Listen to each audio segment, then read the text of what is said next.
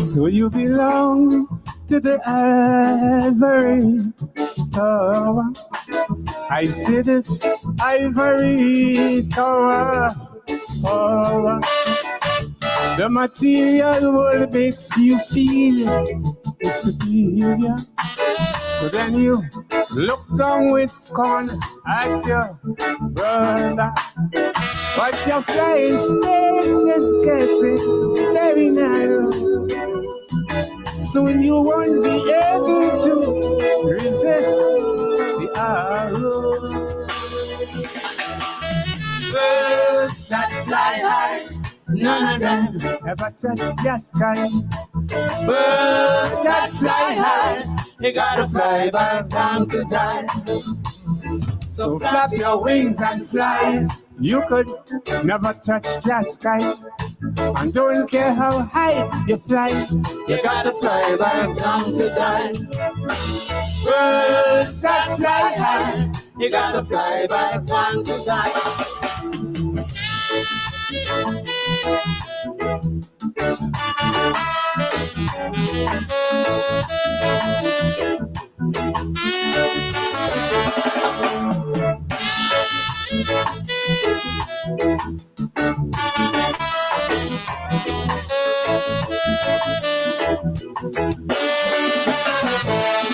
Politics and politicians is the problem. Power and corruption stands behind them. They created dirty middle class society. Within that circle, them control all the money. If they could have paid their way, they'd live forever. But we all got to go 6 feet under.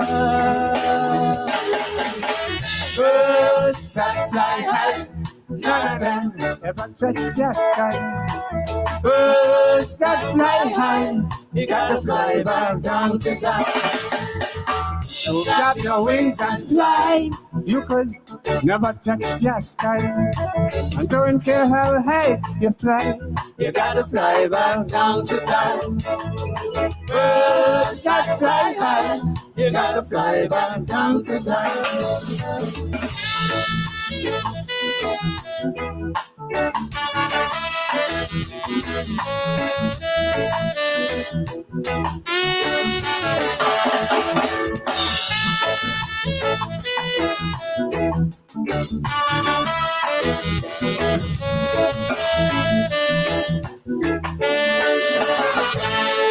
You remind me a lot of the vultures flying in your private jets and helicopters.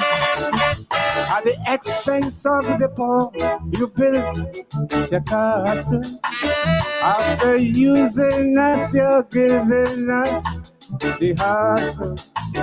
You feel you are so protected up in orbit. You don't know you're just another flying target.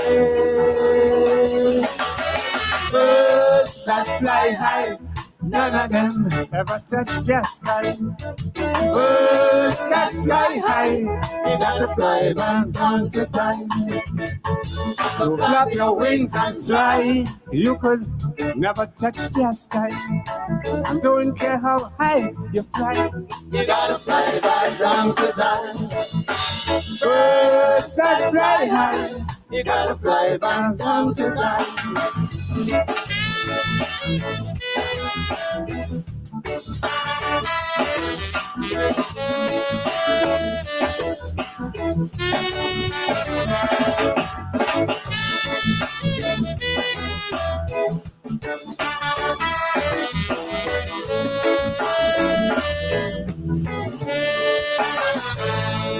Mr. Big Man, hear the words of this man. You only created your own damn nation. You make vanity and luxury your glory.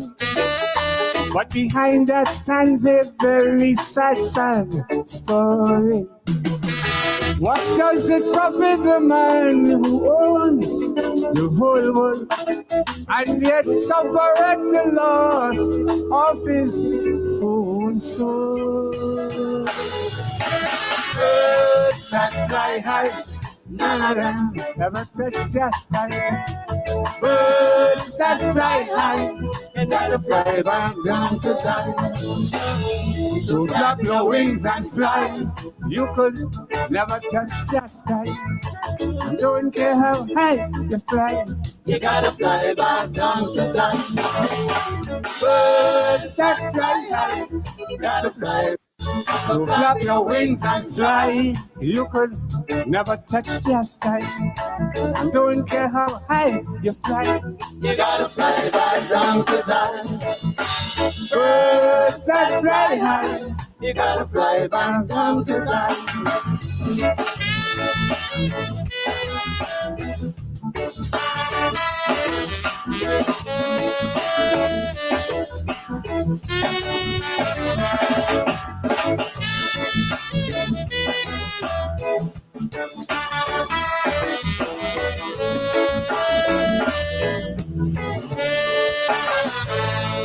Mr. Big Man, hear the words of this man. You only created your own damn nation. You make vanity and luxury your glory. But behind that stands a very sad, sad story. What does it profit the man who owns the whole world and yet suffer at the loss of his own soul? Birds that fly high, none of them ever touch the sky. Birds that fly high, and gotta fly back down to die. So flap your wings and fly. You could never touch the sky. And don't care how high you fly, you gotta fly back down to die. Birds that fly high, you gotta fly back down to die.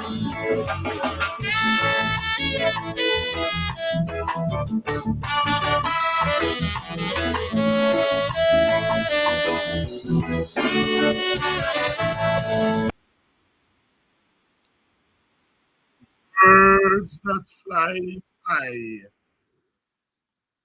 have to fly down to earth to die. Birds that fly high can never touch Jah's sky. Bob Marley put it another way. He said Jah would never give the power to a bald head. Jah would never give the power to a bald head. Birds that fly high, none of them ever touch Jah's sky. Birds that fly high gotta come back down to die. So flap your wings and fly. You could never, never touch Jah's sky. And don't care how high you fly, you got to fly back down to die. Politics and politicians is the problem. Power and corruption stand behind them. They create a dirty middle-class society. Within that circle, them control all the money. If they could have paid their way, they'd live forever. But we all got to go 6 feet under. You remind me a lot of the vultures flying in their private jets and helicopters at the expense of the poor. You build your castles after using us. You're giving us the hassle. You feel you are protected up in the orbit. You don't know. You are just another flying target. Mr. Big Man, hear the words of this song. You only creating your own damnation. You make vanity and luxury your worry. But behind that stands a very sad story. What does it profit a man who owns the whole world and yet suffereth the loss of his own soul? Brother Emerald Phillips, Brother Valentino, the People's Calypsonian, birds that fly high. Brother Valentino tells us life is a stage and we are the actors. Everybody got a role to play. Birds that fly high will never touch just sky. Birds that fly high must come down to die.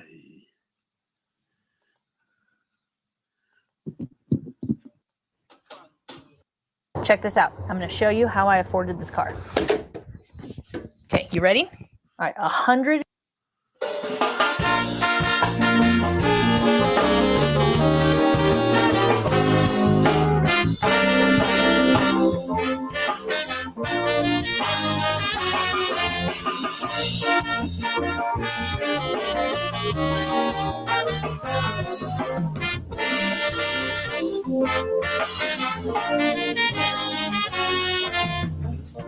Life is a stage, and we are the actors, and everybody have a part to play. Like a never-ending movie with all different characters, each one have a role to portray. Down to the scavengers and them barristers, all them doctors and lawyers and these ministers. So this honorable this and this honorable that and this lady so and so.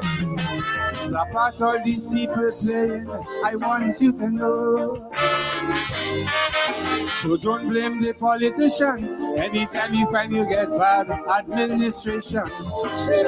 That was meant to be. The fella is playing his role superbly. Now don't blame the judges for their injustice. Why blame the criminals? I say it's a part they could come out to play.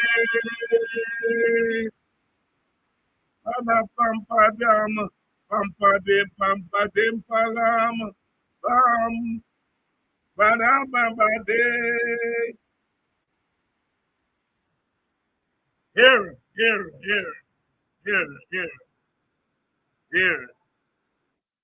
I want you all to spread the word far and wide. I love Kaiso.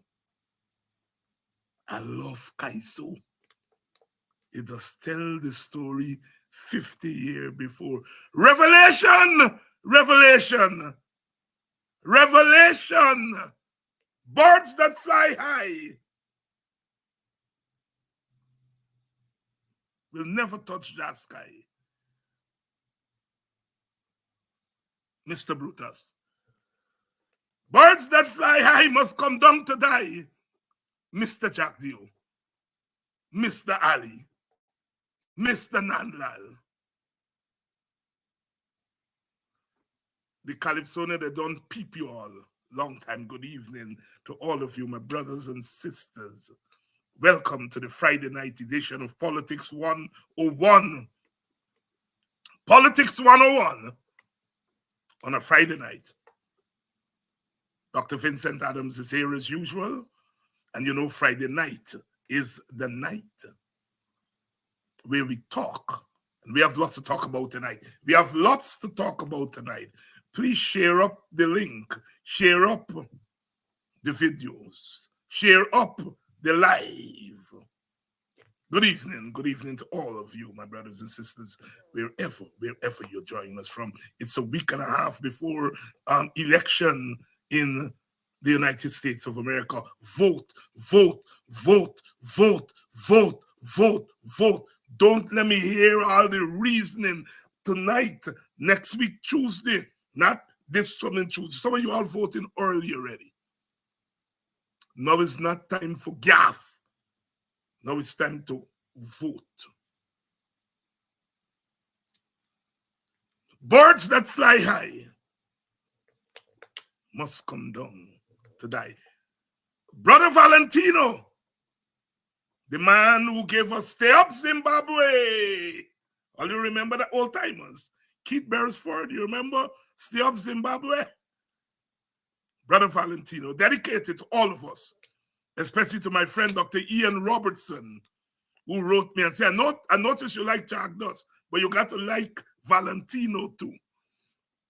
Valentino and Chalk Dust and Stalin, they call themselves the Blood Brothers. They are the product of the Black Power movement, coming of age in the Calypso world in the wake of the Black Power movement in the late 1960s.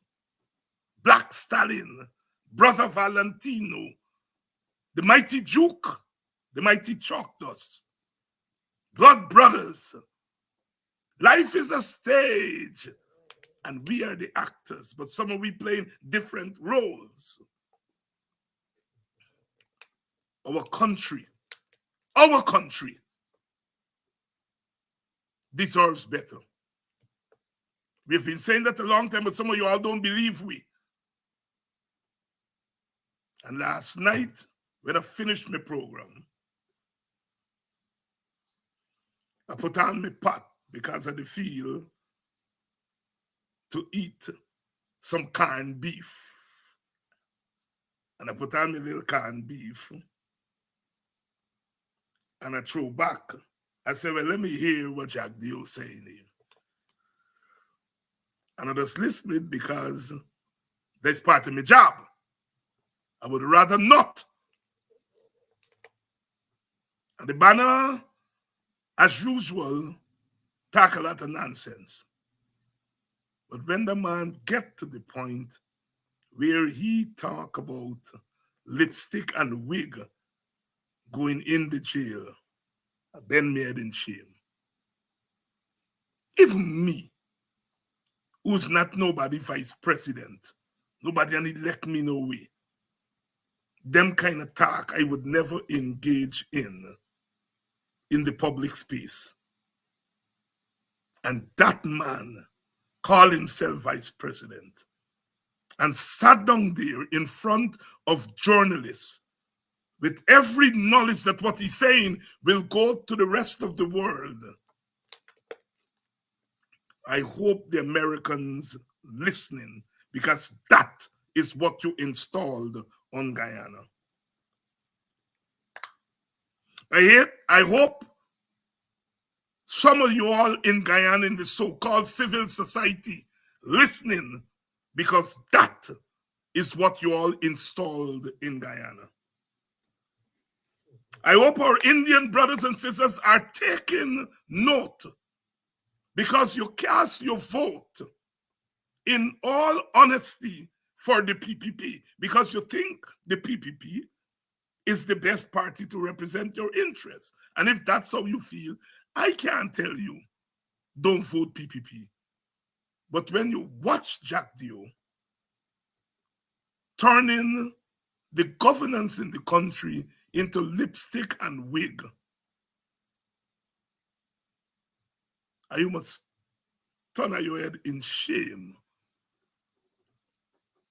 And for those who are saying black people can vote PPP and give them 8 more seats, well, you all have to tell me if black people are so stupid, they can vote for a government that is governing by lipstick and wig.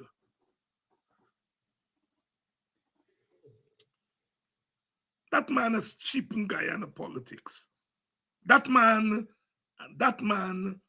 I do not like the politics. I do not like the politics of individuals. I don't. I can't take it. Individuals must have the right to live their lives as individuals. But when you are elected, you are not just an individual. You are part of the state. Listen to what that man. This is not about Ben Shop. Ben Shop just Robbie. All that Ben Shop said is he heard the man get bank account somewhere in the Middle East or wherever. That's all Ben Shop say.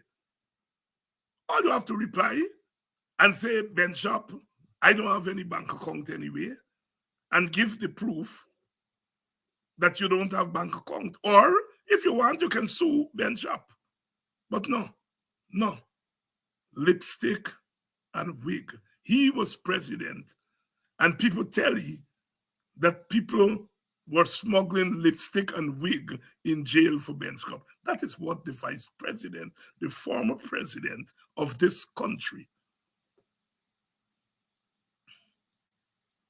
and the journalists, young people, making their way in the profession, have to withstand that every week.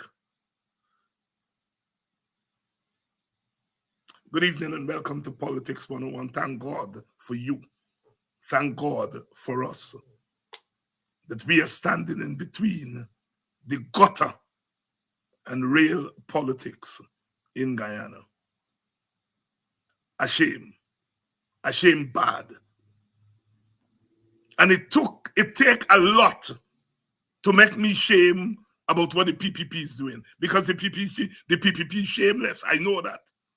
But oh Jesus Christ, can you imagine Jagan talking about lipstick and wig and people with a boyfriend and girlfriend in jail?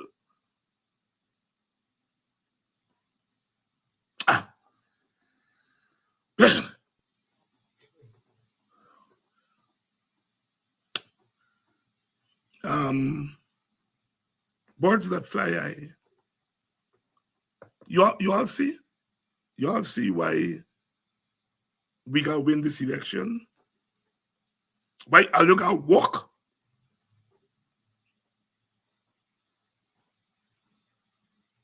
I said one thing before I bring the doctor in.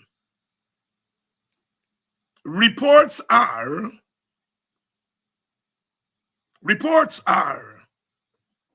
that at all the GCOM offices, people flocking, mostly black people, mostly black young people, flocking for register so they can get the ID to get the cash handout. It is clear that what we cannot do by persuasion, that is to beg our people, oh, I go out and register so that you all can vote. What we cannot do by persuasion, we have to do by policy. It is the policy of dividing the oil wealth that is pushing our people to go register. Are you hearing me? Because some of you just engage in wrong talk. That policy was suggested when we were in government. It was suggested by my baby party, Lil Party. But the policy suggestion by my baby party is the only policy that is driving our people to go and register. Are you hear me? Oh God, black man, black woman, black child, are you hear me?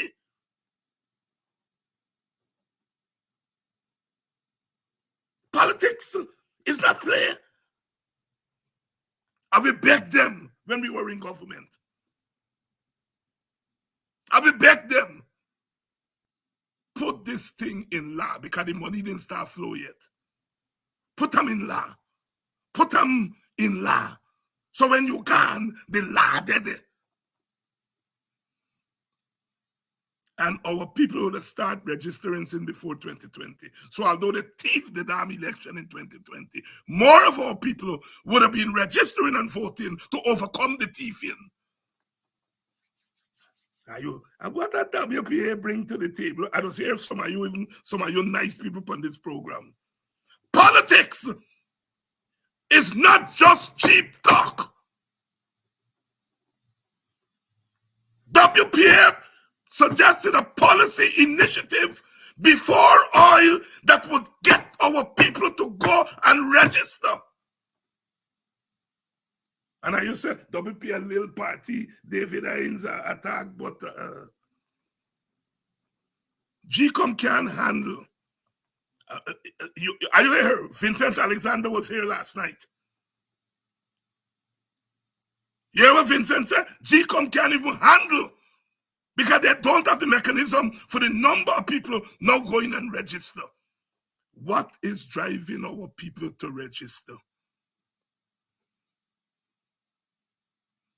The little party who bring nothing to the table is our proposal, a drive our people for go and register.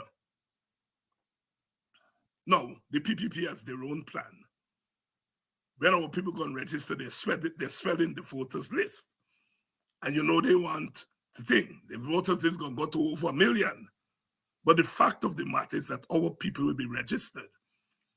And when we fight to clean up the list and for biometrics, at least our people are registered.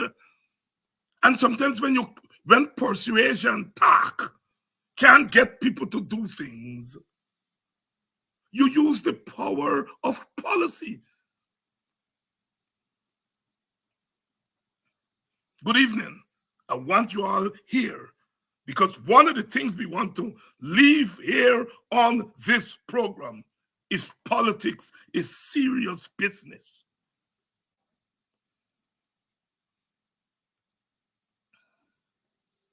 Everybody know. People call me Dr. Hinds,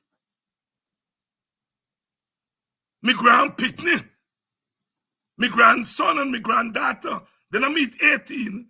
They get 2 picnic. You all know them young people now. They must start early. Me say yes. Dr. Hinds, them not gonna get this money? No, they will not get this money because they fall under household. And Jack the other they say household, but they realize, and some of your own people say household wrong, individual right. And Jack Joe go with the individual, and now the individual left out your grand picnic. And she 2 picnic.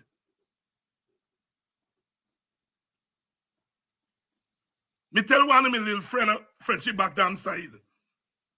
Me say, go through your street, just your street, and tell me how much teenage family call me back quick time the next day. She said, Dr. Hinds, 15. One little street of boxing. 15 teenage family. No, I am not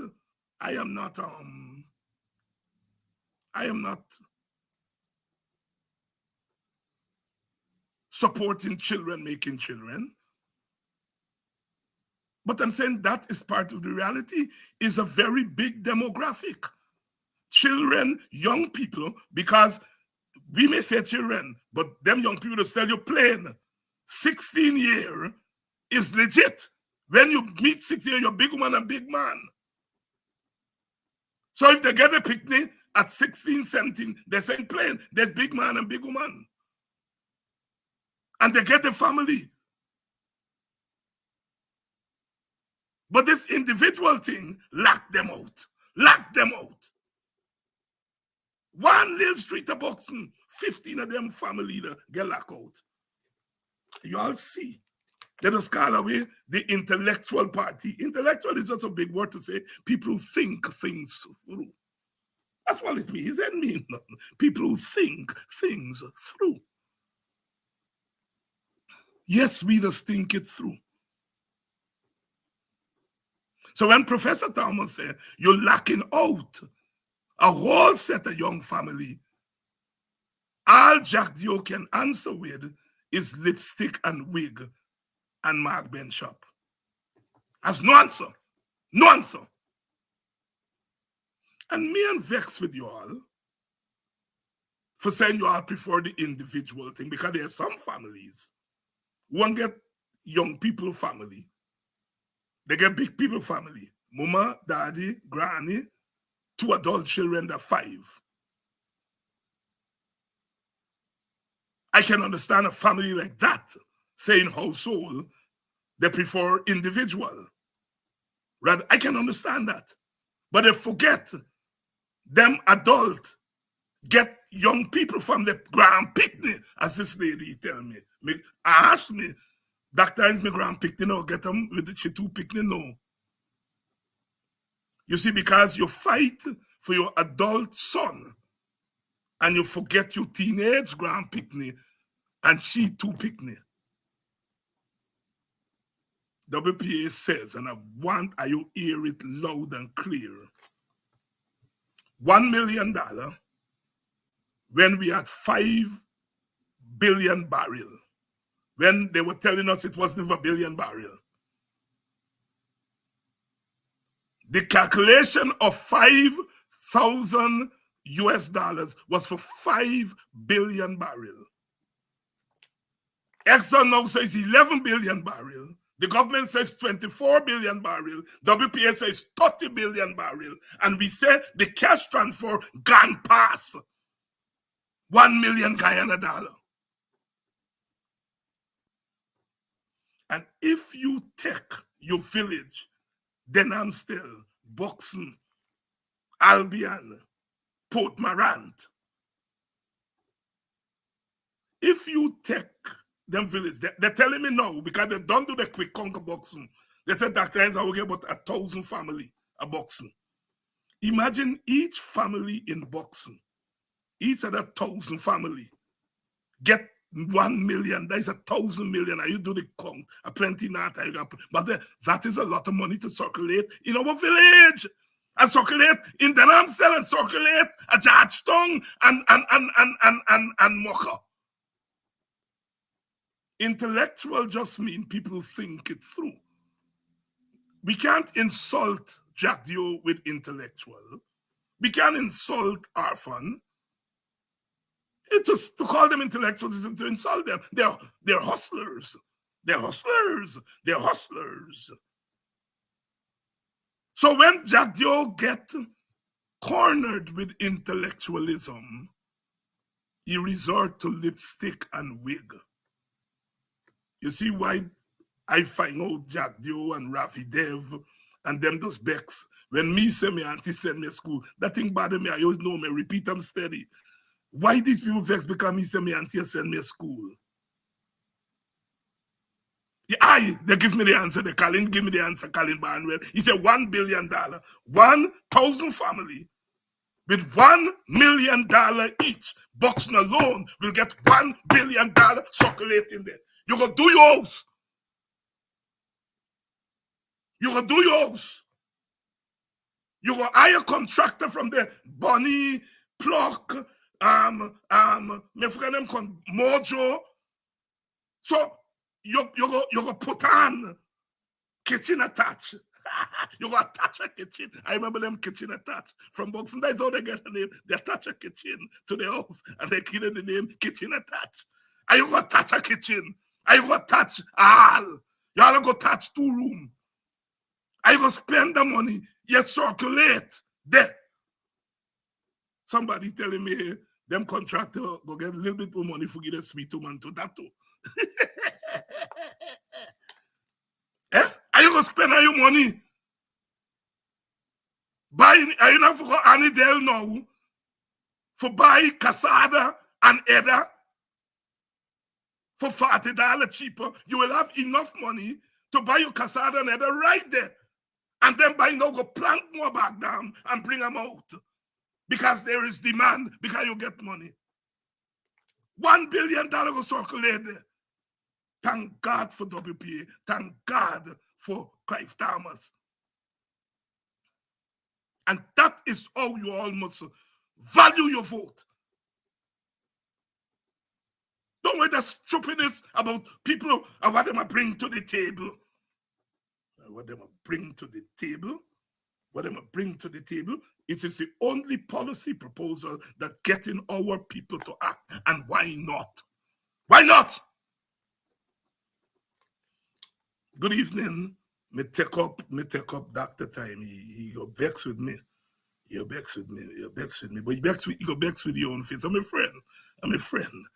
friend. Friends do friends. No, real friends.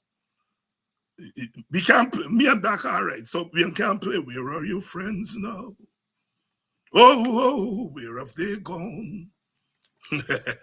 No, Doc, me not going nowhere. You're still my friend.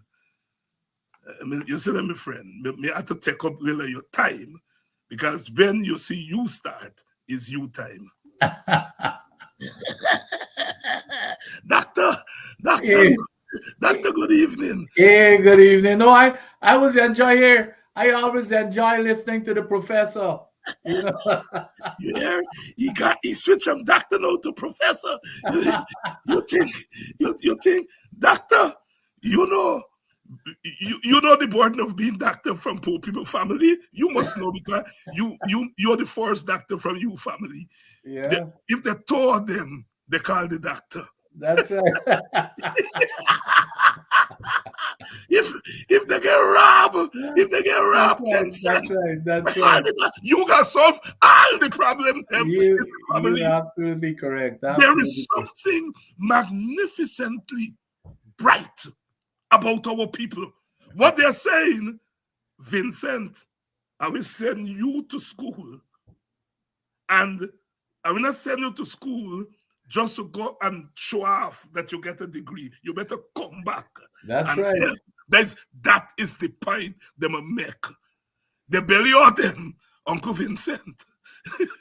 But the thing is, we've always been there to adhere to that basic principle, and expectation, and that's why it just comes natural, Dr. Hines, yourself, and of course, myself and others. We know where we came from, and that's one of the values that I admire people who always remember where they came from and how they got there. Thank you very much. From that village that raised them. That's right. You have never forgotten how to spell Christianburg. Yep. Nope. Me never forget how to spell boxing.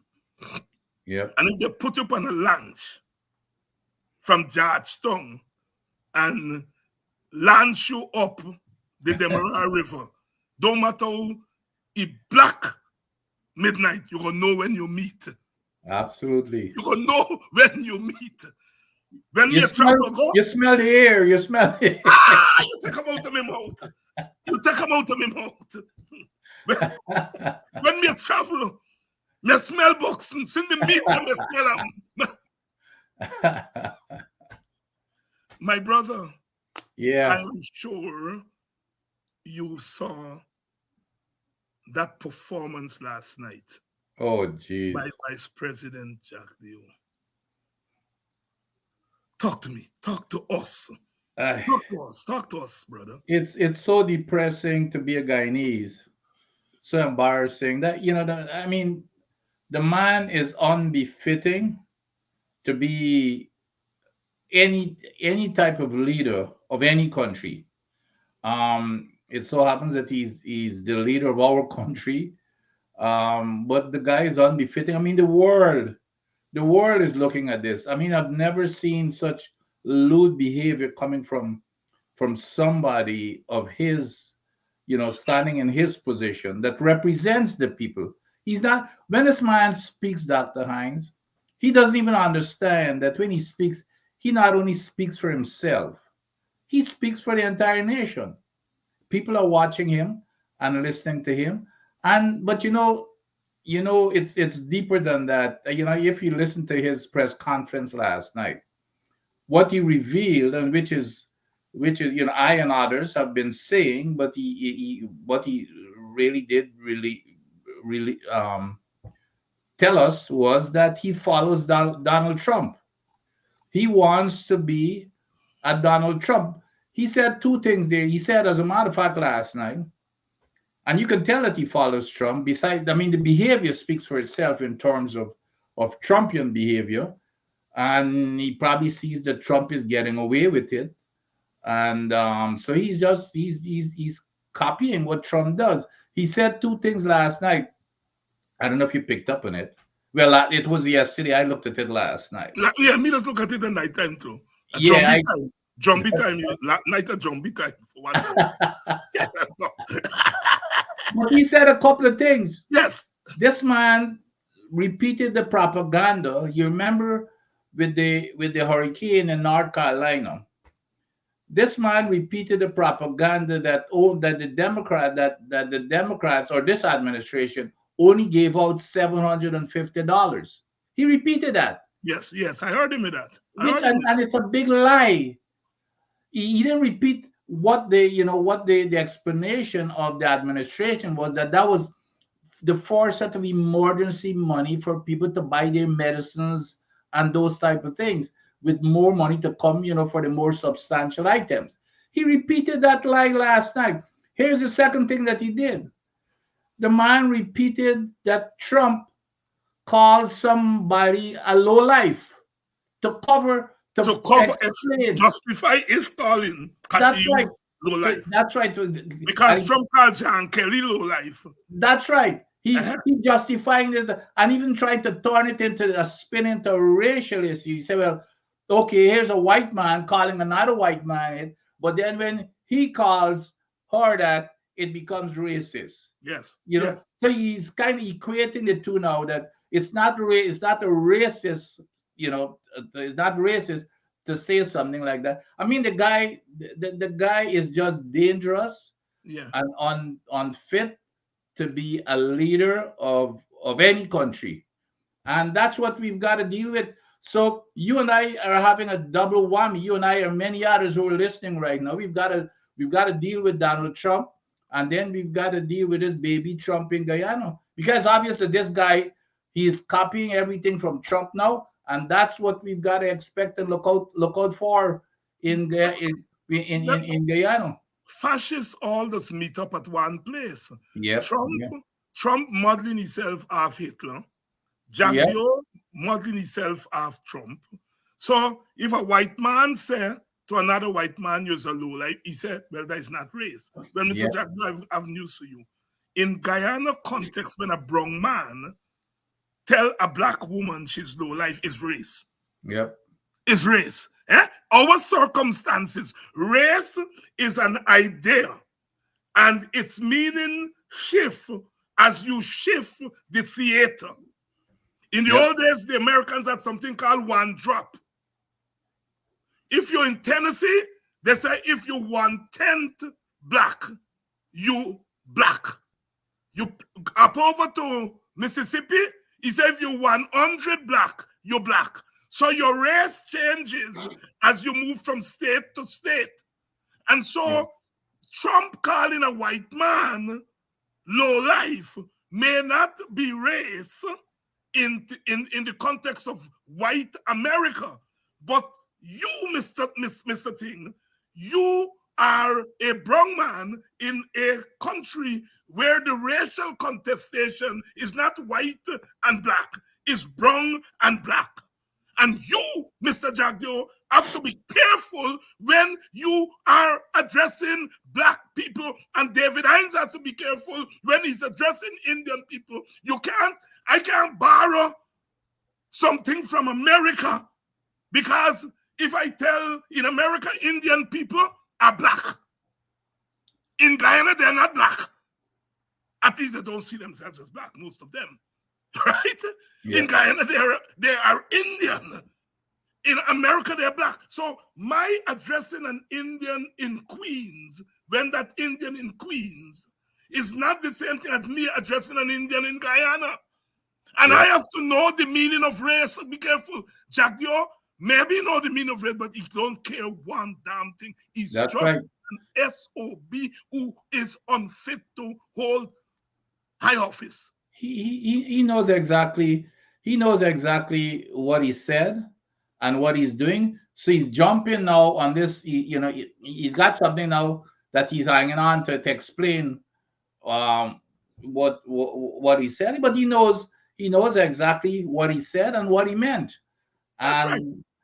He's trying to convolute it, to confuse people, and it to sound plausible, to justify what he said. But everybody, he knows exactly. But the man is so devious, Dr. Hinds, that I guess it's so frustrating that you got to deal with him. Just this is how we're dealing with Trump. I guess we got to deal with him in Guyana. The guy is unfit to be a leader, and I hope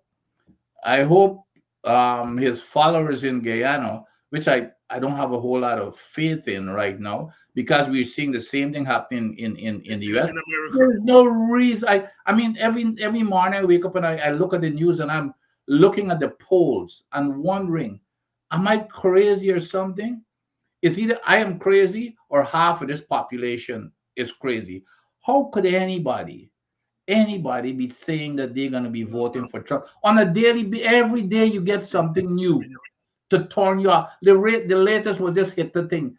And the thing is, people are not even the people who are closest to him with the highest amount of credibility. All our military generals, some of them who never even voted because they don't, they want to stay neutral.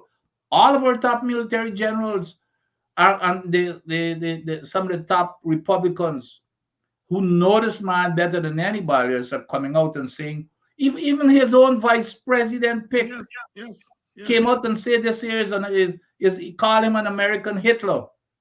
And where is this 50% of these people, including now more black people are moving toward this man might get the highest amount of black people voting for him. Showing that 8% of blacks are likely to vote for him. I hear 12%. Yes. But there should be zero, Dr. Hinds. This man is anti-black. I guess it's just low information. I don't know what it is. But we also are, I guess we're suffering from some of the same thing. Doctor is part low information. But you see, when the Democrats don't like to talk about race, then people are not figuring race into their analysis. Yes, if they figure race into their analysis, they will never even want to touch Trump. But they're thinking Trump is a businessman, and that they're going to get more money, they're going to think and so on. You see why that is vexed with people like me in Guyana for talking race? Because we are making our people racially literate. So when they go to black people and say, we're giving you $40,000, black people don't know they're giving $200,000 to their Indian comrades. So they are said, bless and thanks for $40,000. Is people like me and you now got to tell them here, they're giving you 40 and they're giving your comrades over there 240. And you know why they're doing it? Because they do not feel that you are capable of spending more than 40,000. You're a little freak race of people. All right. That is why they're so angry at people like us, because we are keeping our people racially literate. You grow up, you're a thief man, I like for see. Thief man, I like for see Imati with bad. That's right. Racists don't like people who don't talk, but race. Yeah. When you're a little boy and you cheat, you get your girlfriend, but you think, and you meet another girl you like, but she mouth got plenty. Who say, oh Jesus Christ, not me, because she got talk. All right, you see, and a lot of them talk, right? He don't like to hear us explain race to our people. Because if we explain race, they will figure it into their analysis and their conclusions about what they are doing. What they do. And you're quite right. Well, me, I have to tell you, boy, Indian people use half Indian. And the average Indian person does not believe that black people are inferior. The average Indian person on a given day does not believe that black people are hungry belly. But under this PPP, which is injecting in Indian people that them black man over there, they'll try to rob you your vote. They attempt to steal election. That this, that. Over time, Indian people begin to figure into their view of the world that maybe black people are not our equal. You remember what? You remember what Thomas Jefferson wrote in Notes on the State of Virginia, 1781? It was published. He said, in native Indian people, they are white people in brown skin. They just paint their skin, so that's why they don't look white, so they can be civilized. But those black people, those black people, I feel that they are inferior in body and mind. But I will have to be proven wrong. And the only thing that can prove me wrong is science. Science. And what you ask scientists to do, Hitler asked scientists to prove Jews inferior, they prove Jews inferior. They ask white scientists, Josiah Nott, start collect skull. White man skull, black man skull, monkey skull. And the science, he measure white man skull, he measure monkey skull. He said white man skull sharp, monkey skull long.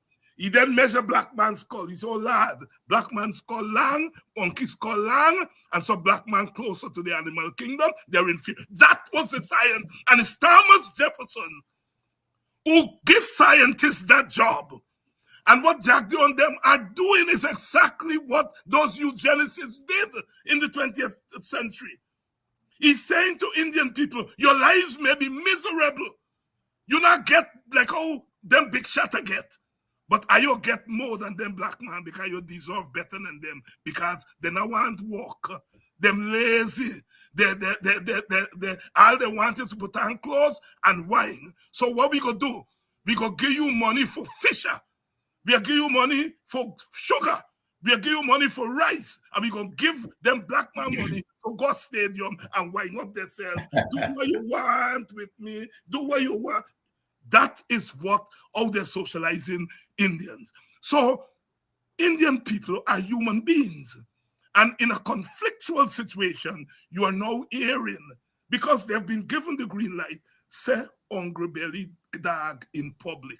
Long time, even if an Indian man wants to say he hide for them, what Jack Doe has done and the PPP have done is they've given our Indian brothers and sisters the license to proclaim in a triumphant way what they think is their superiority to Africans. And if you dare, David Hines and Vincent Adams, say otherwise, we throw you in jail and talk about lipstick and false hair. But I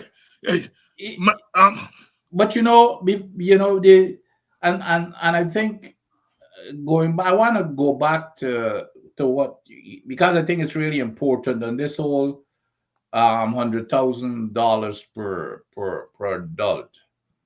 And Dr. Hines, I think there's a little bit of nuance there, because you guys, Dr. Thomas from your party, it was $1 million, yes, but it was not even a one-time thing. So people have got to understand there's a big difference between a one-time $100,000 and $1 million per household per year.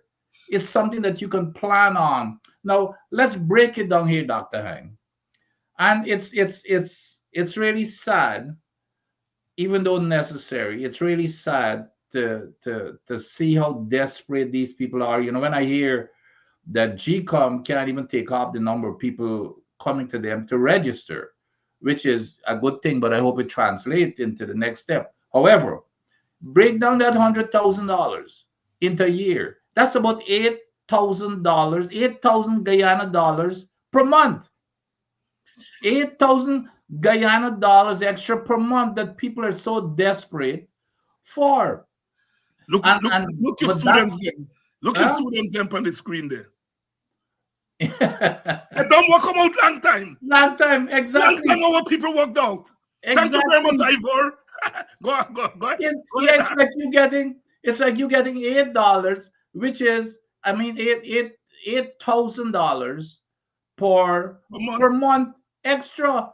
So, but they're still desperate, and it's because they need. That is still a lot of money to these people. Yes. And that in the meantime, too, Dr. Hines. In the meantime, now even if you let's take the $1 million that Dr. Thomas was advocating for, the $1 million per year. So that's an income that people could be planning on. That's $40-something thousand for about 50,000, or even more than that.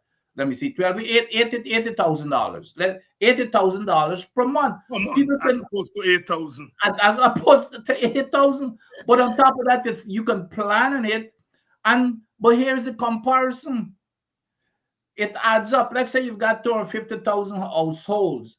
That's 250 billion Guyana dollars. Guess what? Again, I cannot stop repeating. Guess what? The infrastructure budget was 3 times that, $666 billion. Yeah.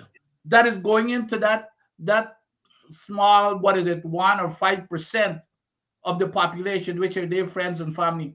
So $1 billion, $250 billion would go to those households, compared to $666 billion. It's going to be more, because next year and the following years, we will be getting more money. And I guarantee you, the infrastructure budget will keep increasing over and over. And all they're talking about is a one-time $100,000. So that's what we're dealing with if you put everything into perspective, Dr. Hyde. So I hope that people don't go jumping around and believing that this is some great thing, even though they were pressured and they did not even want to give this paltry $100,000. There you go. They did not even, if they were forced to give it. So don't believe that they come up with this grandiose idea, and they're the ones who were interested in your welfare to come up with this. So they were forced to do it, and it doesn't mean a whole lot, because it's a one-time deal, and you don't know if you're ever going to be getting, and it's only $8,000 per month extra. That's what it is. Per month. Dr. Vincent Adams, Dr. Adams, this is October going into November. By the time January going into February come, in America, you start studying your tax return. That's right. Your plan with the tax return long in advance. That's right. What you going to do with them? And when you guarantee your people, our people are rational beings. That's right. If they know that check is coming, they are going to plan based on it. That's right. That will determine whether they buy something this year, or they add on a little piece to the house this year, or they wait till next year. Whether they put a pay down with the contractor in December, or you put the pay down in April.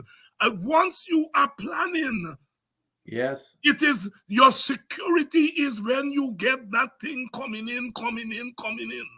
And it takes a lot. It impacts your health positively, because it takes that stress level off of you as to, well, I wonder where I can get money from next month to buy food for my kids, or to do what things that are necessary. It takes that stress off of you, Dr. Hine. At least it's predictable what is coming in, and you can plan for it. Whereas you don't know what's going to happen next month, and it's stressful to be thinking about it. We've been there.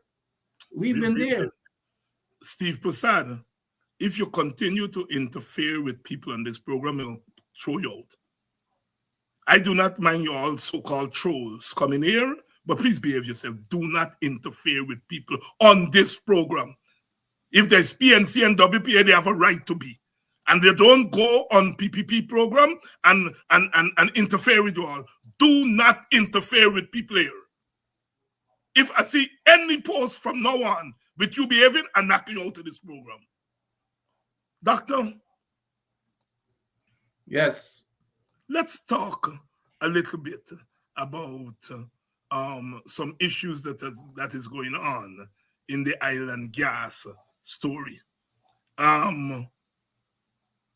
They said that Exxon is paying $5.6 million for flaring, and the government is celebrating that as a big deal. Is it a big deal? It's the biggest con job, and I guess a lot of it comes through ignorance and comes through Exxon. Again, I'm going to repeat it, running the EPA and the government. You know, when you remember in the previous government, when I was at the EPA, flaring was prohibited for many reasons. Climate change, and of course, when it gets up when that gas, that flared gas, and this is gas that is produced with the oil, Dr. Hines, and we're talking about billions of cubic feet. I mean, it's lots of gas. And what you do to get rid of it, you either flare it or you re-inject it back into the reservoir so that it wouldn't cause harm to the environment. The cheaper way is to just flare the gas. When we were there, it was strictly prohibited. They had to re-inject it back into the well. And if they didn't, as a matter of fact, there was one time when I shut them down when they weren't doing it. And they hurry up and they got the equipment, etc. As soon as I left, they changed the permit and allow Exxon to flare as much as they want for a paltry fee of $50 per ton, which means, Dr. Hines, it's throwing the whole environmental concepts on its head, because what you're doing, you're paying to pollute. So as long as you could afford to pay to pollute as much as you want, as long as you can afford. And when they do that, they're saving Exxon money, because every single barrel of oil brings up about 1,200 cubic feet of gas. So all you've got to do, that gas that you're flaring, is cut back on a few thousand barrels of oil, and you will eliminate the amount of gas, you eliminate flaring just by cutting back. But it's the greed, because so when they cut back on the oil, they're losing money, which is more than this paltry amount of fee that they're paying for flaring. So it's an incentive for them to flare. In the meantime, when they flare, of course, besides the climate change that is impacting all over the world, that flared gas with over 200 pollutants gets up into the air. It impacts everybody's health, but it doesn't stay in the air, Dr. Hine. It falls back as acid rain. Falls back as acid rain. It mixes with the moisture in the atmosphere, and it comes back down as acid. I don't know if you travel out in the Midwest, where there's lots of industries and you see a lot of stacks. Look at everything around, all the buildings get rusted. So when it comes back down, let's say in the Caribbean itself, it falls back as acid rain in rivers, in streams, in the oceans, and it impacts your vegetation and agriculture and every damn thing in addition to your infrastructure. And then you're breathing and drinking that acidic, everything becomes acidic. So that is, and Exxon doesn't care. Remember, again, Exxon is only going to be here for about 25 years or so. And their only mission is to make as much money as possible, as fast as possible. And they could care the hell about what we think, and then they're gone. And it was only our administration that was in place that put a check on them, that stopped them from flaring and even dumping toxic water into the ocean, which is another issue. On top of that, they're producing at a higher rate than the safety rate that is established in the environmental impact assessment. All of that they're doing. And then this government and the Exxon now is coming up. But you see again, Dr. Hines, you know what this is about? They throw, well, you guys are getting $5.6 million. And because, again, going back to this situation that we were just, they throw these little pittances at you, right? Now, that 5.6 million that they're giving us, they're making hundreds of millions by not stopping the flaring. So they're not doing us a favor. They are increasing their profits by not flaring. So, you're not hearing that other side, but the sad part of it is to hear our government boasting about this money, this little $5.6 million that they're collecting, without talking about what Exxon is making by flaring, the money that they get, and how it's impacting, by this flaring, how it's impacting the health, safety, and the environment of the people, which is, it's a cost that you cannot even calculate over the long run for the future cost that is going to be incurred. So that's what's going on, Dr. Hines. It's a sad state of affairs, but it will be stopped when we get back into office. It will be stopped. But Dr. Hines, the thing is, Exxon is taking advantage of this government.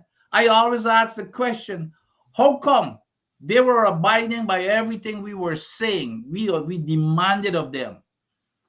Like the parent company guarantee that I told them, you will not produce a barrel of oil unless you sign that parent company guarantee. They run the next day and they sign it. And as soon as I left, you know what happened? They got rid of it. That caused the court case and all kinds of stuff. But Exxon is taking advantage of this government because they see that they're feckless, they're weak. And so Exxon is controlling whatever they want for their benefit, and the Guyanese people are suffering. And then they're boasting, throwing these pittances at them, and we're big, fat, and happy. We feel nice with this 5.6 million when Exxon is just making 30 times that amount they're making by flaring, and they're not putting the things in place to stop it. Good evening to all of you who are joining us. Dr. Vincent Adams is here tonight. My girlfriend, gas station man in Boxing, he just called me doctor. Mr. Man, why you don't do like everybody and call me doc? He said, me not cut your name. Me not cut your name. He has to say, doctor, you are the political scientist. What is going on? What is going on with Aubrey and Nigel? Why they can't? You are the doctor. Go and look after them.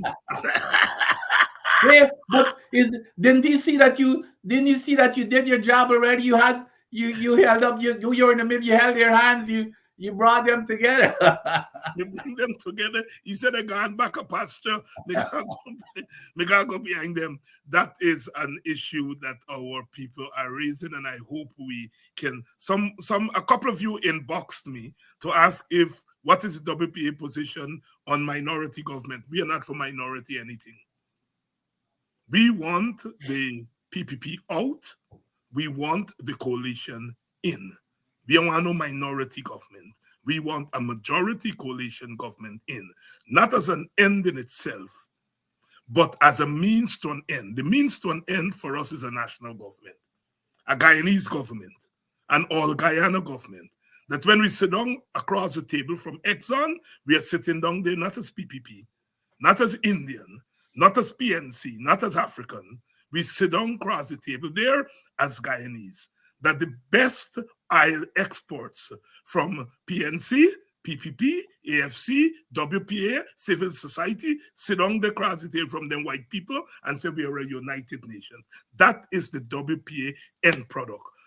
But since the PPP is not going to go there unless you take a bellyache and bust their ass to get there. They're not going to get there on their own because they want hold on to the government for corruption, thief up the money, do all the thing. So we have to take power to kickstart the process towards a national government. Going for a minority, meaning that neither the PPP win or PNC win, is not the way to a national government. What you are creating there is what we did between 2011 and 2015. We had a minority government with the PPP in charge. Yes, they couldn't do much, and we had to go back to election. But that's the WPA position. We are not for minority nothing.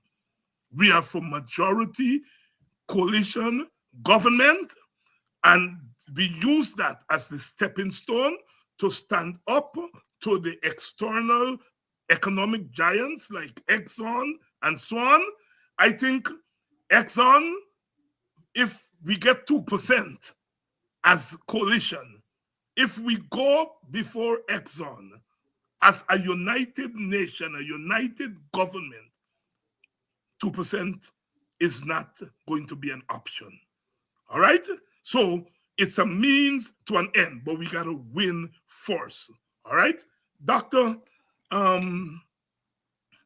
so he picked on Ben Shop last night, but early in the week, the other one picked on Rickford Burke. He picked on Rickford Burke, the Attorney General. In effect, saying to the American government, arrest Rickford Burke and turn him over to us so that we can torture him and throw him away in jail. That is what they're asking the Attorney General of the United States to do. Your thoughts? Well, again, I always like to look at the bigger picture.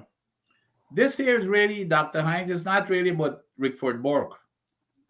This here is about you and me and the others like ourselves. What the lay of the land is, the folks in Guyana cannot say anything. Okay? And you can't blame them because they've got to provide for their families, and that whether they work for a private company or they work for the government of Guyana, the government has control over everything. They're not, everybody, even the private companies, they got to get their contracts. Some of our people, they're surviving because everything, all the contracts are coming through the government. So the only people who can talk freely, Dr. Hinds, are the people who don't have to depend on that situation to make a living for themselves and their family, which are the people outside in the diaspora. So this here is targeting the entire diaspora and sending a message that we will come after you. Now they're using Rickford Burke because he's out there, he's and he's the one who's been, battling them. So he's a convenient target for them. But that's a message that they're sending to. And let me tell you here, when my wife and my kids and relatives of mine, even friends, when they're seeing that type, when they're going after Rickford Burke, you know how many calls and text I just get and say, Vincent, please do not go to Guyana. Yeah. Which is that's the kind of effect. Mm-hmm. So it's not about Rickford Burke. Mm-hmm. It's to quiet those who are Mm-hmm. speaking out. Mm-hmm. That's what this is about. It's to quiet those who, I mean, the tyrannical nature of this government it's just clear as crystal clear to everybody, and it should be. And that's the way that I see it, Dr. Hinds. That's the way that I see it. Doctor, you made a very important point there. It is the impact, the fear that is spreading among people, including those who are close to us. Yeah. I mean, my sisters and brothers are David. We won't come to Arizona for Christmas. They know me, man. Just come spend me Christmas. So given what they are hearing, yes, about Guyana, they're trying always to prevent me from going to Guyana. And exactly. Who can blame them? Who can blame them? Who can blame them? And so this PPP, what they know what they're doing, they're using Rickford to drive fear in those of us who are overseas. And it's having some of the effect. I have to talk to my sisters and brothers them and try to explain to them. In the end, they listen to me. But,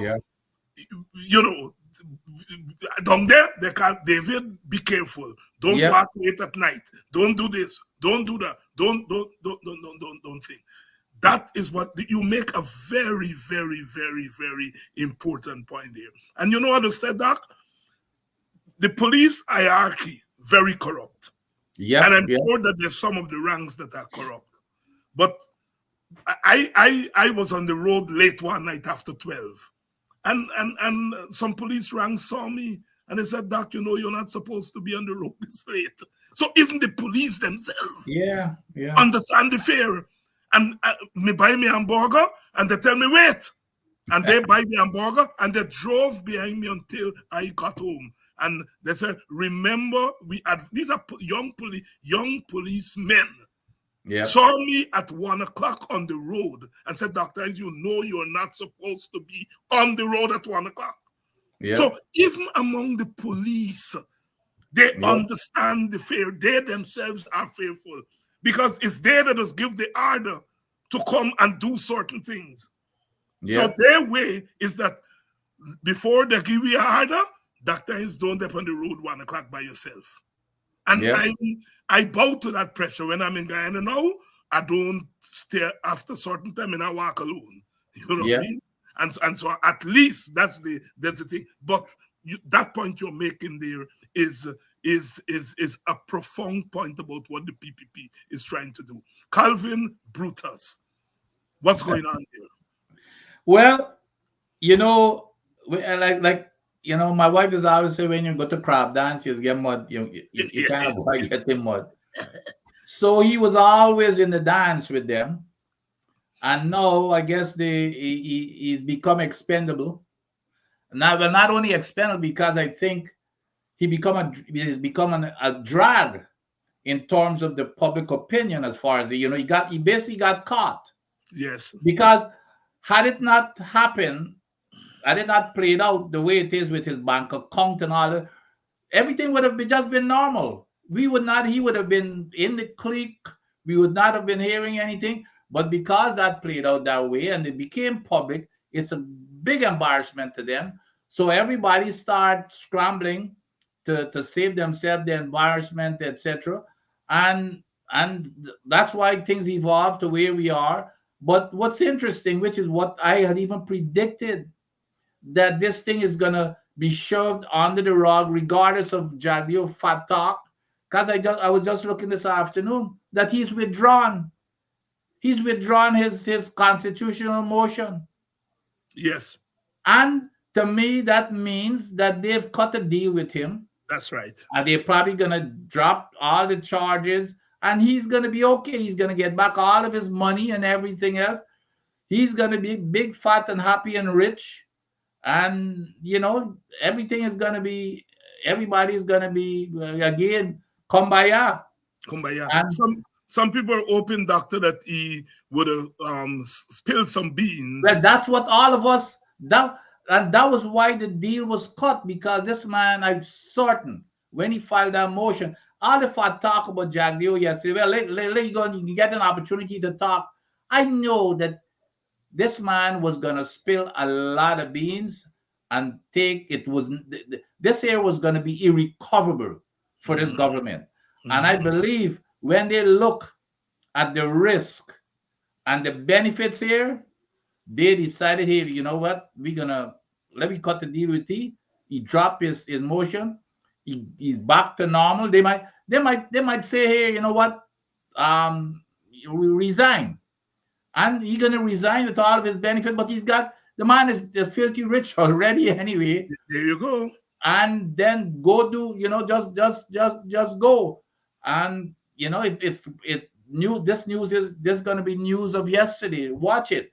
It's going to disappear. And trust me, I believe that's what it is. On the other hand, their risk was that this man is going to go to court and he's going to say all kinds of stuff that would have taken us down, which would have been worse than giving him his whatever he's entitled to, and let him be happy and keep his mouth shut, and that's the end of the story. You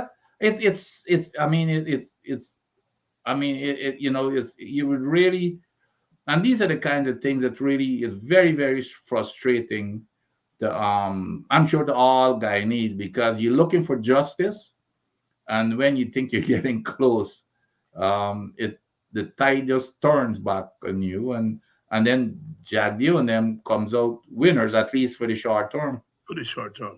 But we have got to keep educating our people here and everywhere so that we always on top of the game, in front of the game with what they're doing. Dr. Vincent Adams here, as usual, on a Friday night, speaking truth to power and speaking truth about power. Doctor, your closing thoughts. Well, I want to bring up something that I looked at that is also getting to be very troubling. With I looked at the press conference from Aubrey Norton, and I saw something where he went up to Champagne. Where is that? Mike Coney in that area, and which is an predominantly Indian area. That's predominantly PPP. And apparently, the people requested that he comes there because one of the issues was before under the coalition, there used to be a mobile unit, a health unit. I guess either a bus or some vehicle used to go to the people. I think it's once every month, and that was one of the major issues. That when the PPP came into office, they stopped that, even in their own area. So the people now got to spend money and go all over the place to go get medical attention rather than it coming to them, which is what the coalition was doing. And when they arrived, apparently the people who were meeting with them, they were threatened and intimidated by the PPP, the PPP diehards. And Aubrey and others had to speak about it in terms of they're threatening these people in their community who want to look in a different direction because of the shortcomings of the PPP in their own constituency. That is very troubling. That is very, very troubling, because if that's already started to happen now, could you imagine what's going to happen when we start getting closer to elections? Yeah. And that is why sometimes I say on this program, and I probably need to say it more, that our Indian brothers and sisters who are standing on our side of the political divide are in as much danger as those of us who are on this side of the political divide, because they're making a tremendous sacrifice. Look what they do to those Aziz people, and the Azizes are usually on this program. Bondong them people butcher shop, and so on. And you imagine the terror that they visited on those people who just and it is not like those people will necessarily vote for the opposition.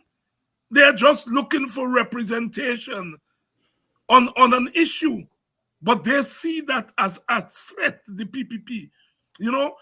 Look, no ethnic group is better than another ethnic group. It's different. I grew up in Buxton always knowing there were always about 4 or 5 families who were PPP. You go to school with them, their boyfriend was PNC. Their girlfriends was PNC because they're Buxtonians first and foremost. When they're ready for boyfriend, they not go Freedom House. They're ready for girlfriend, they not go PPP. They live in a community and we all live there. We know that they're PPP. And it was never a problem. They drink, are with them a drink with. They sport, are with them a sport with. They get a picnic with are with, and so on. Right? And they were never terrorized. They were never terrorized in that community. Me friend Paul Cole. Paul is a PPP family. Paul get his shop till through a brush down there. Later night we go, Paul, we want fried fish. Paul, you want this. Paul, you want this. Paul girlfriend, a dead PNC, dead WPA. She says she PNC and WPA. Paul is normal in the community. I am saying a lot of that has to do with us who are leaders. We never tell people in the village, because people are PPP, terrorize them. No. Yeah. But in the Indian areas, if an Indian family joins the PNC, the instructions come from the top. Give them the licks of Lisbon.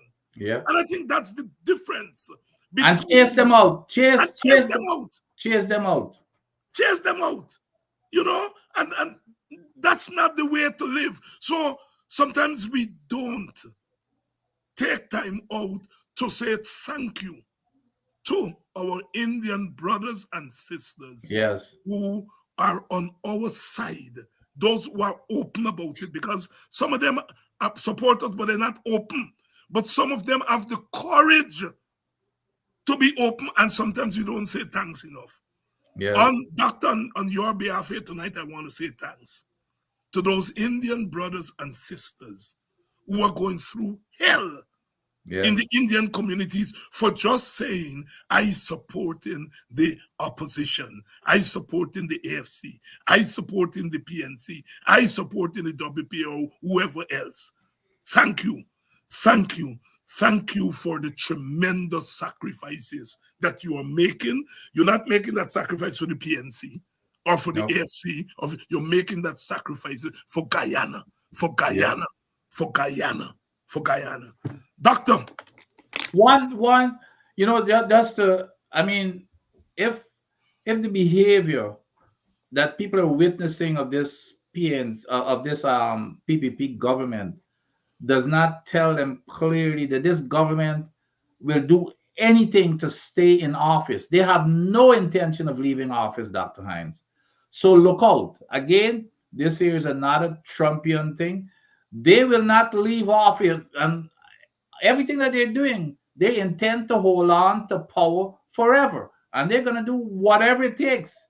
That's where we're going with this government. And all of their actions and everything else, that's their goal. Everything that they do is to stay in power. Everything they do is to stay in power. Doctor, very, very, very, I'm very grateful for you taking time to spend with us on another Friday evening. I am going to see you on Sunday. For West Indies Cricket 101. We have lots to talk about. We need a SOS. We gotta bring back them boys. We gotta bring the real team. We gotta bring them back. I hear Shamar left Thursday today. Yes, I still can. I don't understand what happened there. You're playing your last match Saturday. Something fishy. Something happened there. You're playing your last match Saturday. Yeah. Which means that the team gonna left Sri Lanka the latest Monday. Yeah. But Shamar is leaving on Thursday. Why Shamar can't leave on Monday? Imuma dead, we not hear that. He daddy dead, we not hear that. What? More in the matter than the pistol. But we're gonna I said I thought of the same thing, Dr. Hines. Had it been an injury, had it been some death in the family, had it been some more, they would have said that. Yes. But anytime you see they remain silent is something that they do not want the public to know. They do not want the public to know. We'll talk on Sunday, my brother. Yep. Take care. Thank you. Brothers and sisters, another day, another week. We would normally say another day in paradise, another week in paradise. But we can't say that yet because these people shitting up paradise. Another day close to hell. Another day close to hell. But we're not going through the doors. Good evening to all of you who have joined us. I love you all. I see my villager classmate. I know me and Pat been in the same class. I'm trying to figure out whether me and Jackie been in the same class. Me think so, you know. Oh God, me get old. Good evening to you, Jacqueline Springer Harris. It's always a pleasure. And people me go to school with come on to the program. I gotta be circumspect because I can't talk up and talk stupidness because you know my story. And so on. I remember me get the first name Twilly when I was in primary school, Roman Church School. And me qualified conventions to go at Buxton Secondary School, Center School. Me say, Lord God, people come from BV, Pleasance, Golden Grove, all. Me hope this name na go for little by. Lord God. First day in school, so me get a nice white shirt and car dry. By that time you graduate from KK to car dry thing. Me classmate and Simon. First day in front of all them stranger. When you truly watch yourself so. So your classmate them they know your story good, and the name my father's name gone from primary school to secondary school, and they with me now till me's an old man. It's so nice to see all you lovely wonderful people, Cheryl, Rhonda Spencer, Henry Fordyce, Colin Barnwell, my friend Albert Morgan, Carl Miller, June Griffith, Lavorne, Zabuya, all of you, Cherry Jeffrey, Malia Thomas, all of you, Cyril Walker, a legend in our time. I had the pleasure of meeting him a few months ago. All of you, Ivor Miller, Ingrid King, Lester Thorm, Shireen, Althea Jones, Rastaman, who's forever, Irie, Shireen Baines, David Papin, all of you, Aileen Griffith, Norton Innes, oh lad, your name. I will Aileen Griffith, Norton, girl, so much time you married. The other lady named Agnes Ben Corton older before she dead. She did married another man. Ilman. Is it Ilman? I think so. She had an Ilman. Agnes Ben Corton older. Ilman she had an. Aileen Griffith Norton in his oh Jesus Christ. Only in Guyana and the Caribbean. That is why we are a special people. A special people. Good evening to Carol Providence. Steve Passad, if you want to stay on this program, you gotta behave yourself by it. You gotta behave yourself. You don't come here and behave in the way. Me know the woman, especially, I eat you up raw, but do not misbehave on this program. Samuel Mingo, my brother, it's always a pleasure to have you and to have your erudite comments. Jomo and Kruma, Orant. That is African, Pan-African, Jomo Kenyatta and Nkrumah. Jomo Kenyatta and Kwame Nkrumah. Two great men. When we say growing up in boxing, we have two Larry. One named Abu Bakar. Mr. Andrews, Abu Bakar. And the next one named Jomo Kenyatta, two Larry, a boxing back down side, a sort of the village. They give their Larry African names. Very nice. Dennis Booker is of always officer. Good night, officer. Oh Jesus Christ! Every day souls are passing away. Mayor gone today. Lord God, Big Four last week. Oh Jesus Christ. Lord. Handel Wayne Caesar, my brother. Always a pleasure having you. Albert Morgan, the man from the quarantine. Val, all of you, Jomo and Kruma, yes, Sandra Grant, Carmen Bailey, Gladys Passad, Gladys, how thing going at Springlands? There's another world by itself. Where you go quarantine there, there's another world. Good evening to you, Gladys. Stay with them. Don't let them run you. You are up the quarantine from Mr. Thing there. Rhonda Lane. Rhonda. Me promise you to do something. I'm gonna get there. Rhonda, I'm gonna get there. You know I love you, and I'm gonna get that. Rhonda is a poet, and Rhonda writes some wonderful poems which she sent to me to look out over for shit. And me ain't get the time yet. But Rhonda, I'm going to set aside a couple of days soon, and I'm going to go over them poems for you. And so a nice one that Jennifer Douglas, Kirk, very good evening to all of you. It's always a pleasure to have you all on Politics 101, and I'm going to see you all next week, Monday. Same time, same place for another week of Politics 101. You all go out and register to get you all 100,000, but in register to get 100,000, make sure, but when you are done register, it's time to vote. So you all go out and register. Use the opportunity of the cash handout that they're giving to go and vote, so that when we get into power, it will not be a cash handout you all will get. You all will get a yearly cash transfer by law, and it'll be more money than 100. So use the 100,000 frick as the means to the end. Go register so you all can get you all 100,000 and you all get on the voters list, and then come out in a your number and vote them out. Vote them out. It is called unintended consequences. Unintended consequences. I love you all, and I'm going to see you all next week.